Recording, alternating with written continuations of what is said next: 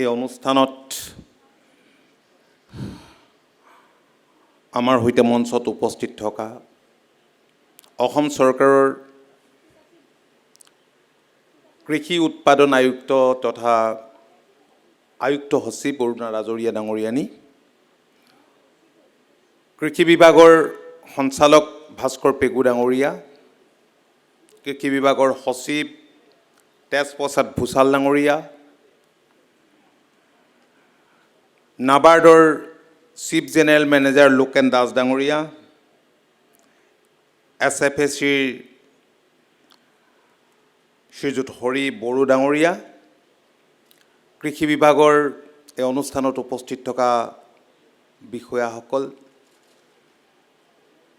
Bank আদি অনুষ্ঠানৰ বিষয়াসকল, FPCৰ প্ৰতিনিধিসকল আৰু কৃষক বন্ধু লগতে সাংবাদিক বন্ধুসকল, মই আপোনালোক আটাইকে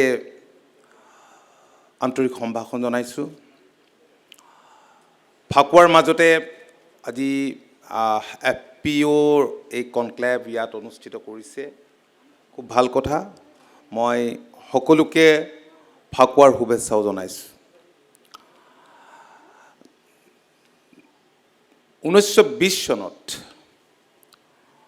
উত্তৰ প্ৰদেশৰ চিত্ৰকূটত 10,000 নতুন ফাৰ্মাৰ্ছ প্ৰডিউচাৰ্ছ কোম্পানী অৰ্গেনাইজেশ্যন গঠন কৰাৰ কাৰণে দেশৰ প্ৰধানমন্ত্ৰীয়ে উদ্যোগ লৈছিল। তাৰপিছত দেশৰ বিভিন্ন প্ৰান্তত আমি প্ৰত্যক্ষ কৰিছোঁ যে এটা বিপ্লৱ হৈছে FPO FPCক লৈ, আৰু কৃষি খণ্ডলৈ এক যুগান্তকাৰী পৰিৱৰ্তন অনাত যথেষ্টখিনি সহায়ক হৈছে। আমি জানো যে আমাৰ ৰাজ্যখনৰ গৰিষ্ঠ সংখ্যক ৰাইজেই ক্ষুদ্ৰ তথা উপান্ত খেতিয়ক, আৰু এই খেতিয়কসকলক যদি আমি সংঘবদ্ধ কৰি আগ নাবাঢ়োঁ তেতিয়াহ'লে আমি ভাবিব পাৰিম, কিন্তু আমি একো পৰিৱৰ্তন আনিব নোৱাৰিম। মই দেখিছোঁ যে আমাৰ ৰাজ্যখনত যথেষ্টখিনি এতিয়া ফাৰ্মাৰ্ছ প্ৰডিউচাৰ্ছ কোম্পানী ক'ৰবাত FPO বুলি গঠন হৈছে, আৰু এই ক্ষেত্ৰত বিশেষভাৱে NABARD, NAFED, ASLRLM, ASFAQ, apart আৰু আমাৰ কৃষি বিভাগৰ RKVY, MOVCD এইবিলাক আঁচনি আছে, নেৰামেক আছে আৰু NCDCও আছে। আজি ইয়াত NABARD, NAFED, ASLRM, ASFAQ, apart, agri, NERAMAC, NCDC সকলোৱে অংশ লৈছে। হয়, বড়ো ডাঙৰীয়াই ক'বৰ দৰে মেঘালয়ৰ পৰাও দুটা ইয়াত FPCৰ ৰিপ্ৰেজেণ্টেটিভ আহিছে। আমি জানো যে তাত মহিলা প্ৰধান। The women are deeply involved with the FPCs and they work hard. They are laborious, they work hard, they are cheap also. So we have to learn something from the representative of FPC, from those who are coming from Meghalaya. I offer my heartiest thanks to them. কাৰণ আমি যেতিয়া শ্বিলঙলৈ যাওঁ, বাটত আহোঁতে বেলেগ বেলেগ বাণিজ্যিক মূল্য থকা ফল মূলবোৰ আৰু খুব টেষ্টি আমি বৰ্ণিহাটত পাওঁ, বিভিন্ন ঠাইত পাওঁ, আমি ক্ৰয় কৰোঁ, আৰু তেওঁলোকে এনেদৰে যথেষ্ট লাভান্বিত হৈছে। আৰু আবতৰীয়া খেতি, যেতিয়া আমাৰ ইয়াত কবি নোলায়, আমিও কৰিব পাৰোঁ কিন্তু আমি নকৰোঁ। আমি কবি বা আবতৰীয়া যিবিলাক খেতি বুলি আমি অসমত কওঁ, সেইবিলাক তাত হয়, আৰু আমি ট্ৰাই ক্ৰয় কৰোঁ। চুবুৰীয়া ৰাজ্য হিচাপে আমাৰ বজাৰবিলাকত ওলায়, তাৰ পৰা মেঘালয়ৰ কৃষকসকল উপকৃত হৈছে। তো এতিয়া আমাৰ ইয়াতো আমি গুৰুত্ব দি আহিছোঁ যে কেনেদৰে বাণিজ্যিক মূল্য থকা খেতি আমি কৃষকৰ মাজলৈ আমি লৈ যাব পাৰোঁ। গভমেণ্টে পৰিকল্পনা কৰে, কিন্তু পৰিকল্পনাখিনি সাকাৰ ৰূপ দিয়াত আমাৰ কৃষি খণ্ডৰ লগত জড়িত কৃষি বিভাগে হওক অন্য বিভাগবিলাকে আমাক ছাপোৰ্ট দিব লাগে, আৰু ঠিক তেনেদৰে সহযোগিতা আগবঢ়াব লাগিব আমাৰ কৃষকসকলে। এতিয়া দেশৰ মাননীয় প্ৰধানমন্ত্ৰী নৰেন্দ্ৰ মোদী ডাঙৰীয়াই কৃষকসকলৰ উপাৰ্জন বৃদ্ধিৰ কাৰণে কেইবাতৰপীয়া খেতি কৰাৰ কথা সদায় কৈ আহিছে আৰু গুৰুত্ব দি আহিছে। কিন্তু এতিয়াও আমাৰ অসমত খেতি নকৰাকৈ বহুত মাটি চন পৰি ৰয়। প্ৰায় 10 লাখ হেক্টৰমান যোৱাবাৰ ইয়াত চন পৰি ৰৈছে। কিন্তু এতিয়া লাহে লাহে পৰিৱৰ্তন আহিছে। পৰিৱৰ্তন আমি চকুৰ আগত দেখিছোঁ। এটা সময় আছিল, আপোনালোকে জানেই যে কৃষকে উচিত মূল্য নাপাইছিল। ধানৰ উচিত মূল্য, কাৰণ অসমৰ গৰিষ্ঠ সংখ্যক কৃষকে ধান খেতি কৰে। ধানৰ উচিত মূল্য নোপোৱাৰ কাৰণে কৃষকে লাহে লাহে ধান খেতি কৰাটো বাদ দিব ধৰিছিল। অন্য খেতিলৈও নাযায়। উঠি অহা নতুন প্ৰজন্মৰ যুৱক যুৱতীসকলে সদায় চাকৰিৰ বাবে হাহাকাৰ কৰি থাকে। কিন্তু এতিয়া নতুন প্ৰজন্মৰ যুৱক যুৱতীসকল, শিক্ষিত যুৱক যুৱতীসকল কৃষিখণ্ডৰ লগত জড়িত হৈছে। এতিয়া CM 888 আমি দেখিছোঁ যে অসমৰ বহু শিক্ষিত যুৱক যুৱতীয়ে এই আঁচনিৰ জৰিয়তে তেওঁলোক উপকৃত হ'ব বিচাৰিছে, তেওঁলোকে নিজৰ ভৰিত থিয় দিব বিচাৰিছে। এইটো এটা খুব ভাল কথা, খুব ভাল লক্ষণ। আৰু কিছুদিনৰ আগতে আপোনালোকে জানে যে ইয়াত এডভান্টেজ আছাম যি হৈ গৈছে, ইয়াত 5 লাখতকৈ অধিক কোটি টকাৰ ইনভেষ্টমেণ্টৰ বাবে বহু বিভিন্ন উদ্যোগপতি, ইয়াত আমাৰ এগ্ৰিকালচাৰ ছেক্টৰটো বহুতে জড়িত হ'ব বিচাৰিছে, বহুত আগবাঢ়ি আহিছে।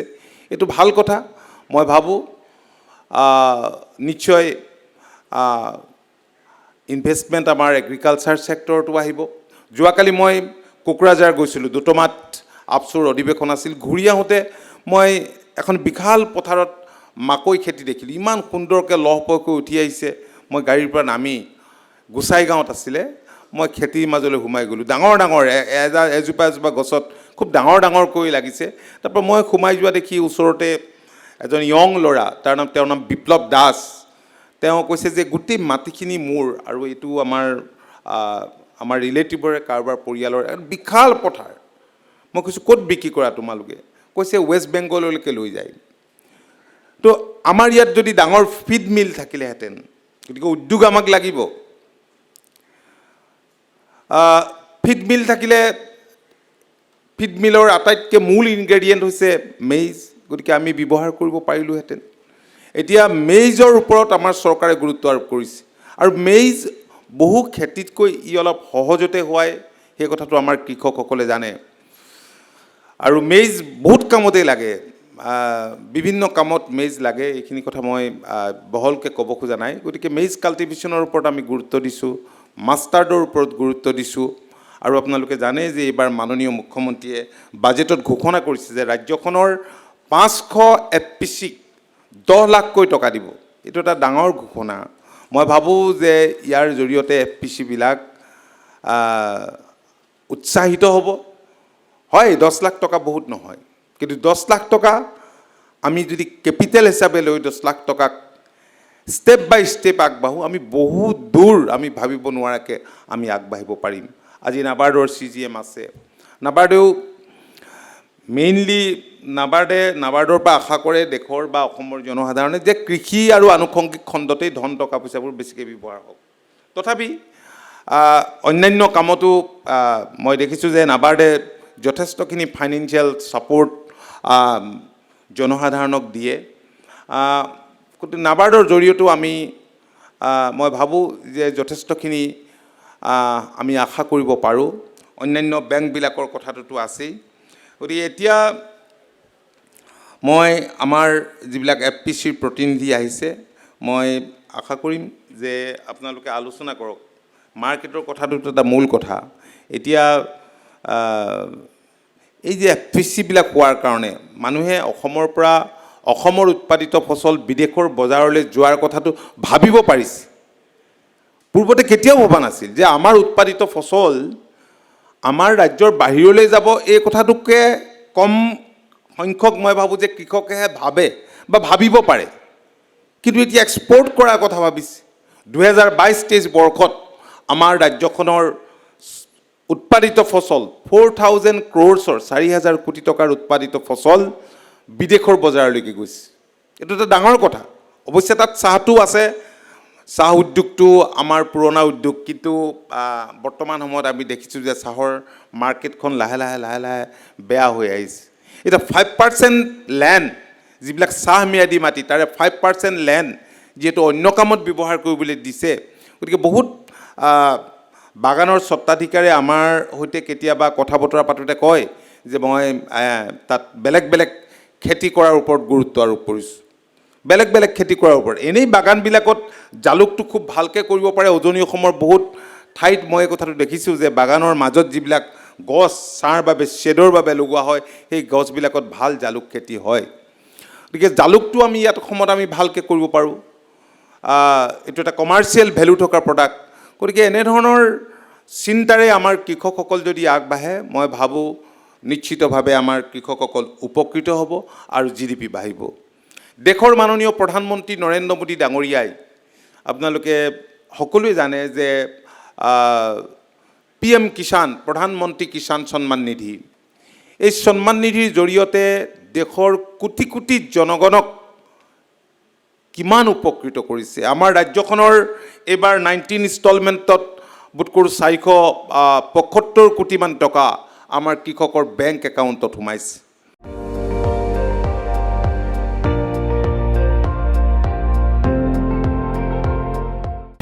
আপুনি চাই আছে ND24 সৰ্বশ্ৰেষ্ঠ নহয় সৰ্বোত্তমৰ দৌৰ